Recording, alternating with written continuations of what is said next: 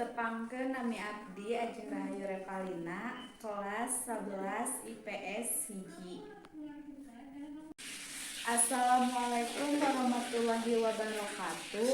Wilujeng enjing sadayana Ibu Guru nu dipika hormat sareng sadaya rencangan kelas 11 anu dipika cinta. Langkung tipayun mangga urang sanggakeun puji sareng syukur ka Allah Subhanahu wa taala. Nu parantos maparin waktos ka urang sadaya dugi katiasa patepang rarai dina ieu acara.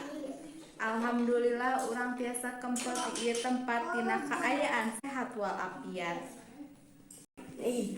Para wargi anu kusim kuring dipika hormat, dina ieu waktos abdi bade ngadugikeun kumaha pentingna hirup sehat kanggo urang sadayana.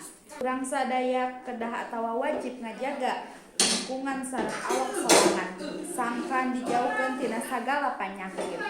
Kumargi kitu urang kedah ngalaksanakeun hirup sadidenten ku cara anu sehat. Meresihan awak atau ibak, meresihan kuku, nyikat waos anu rutin.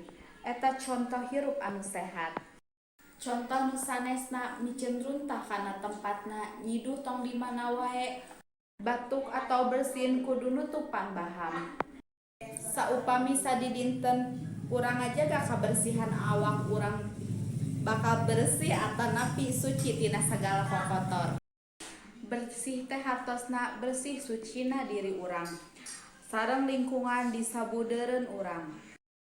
Urang kedah mika cinta karena kabersihan sangkan hate urang ge suci sareng bersih. Hadirin sadaya cukup sakitu nu kapihatur.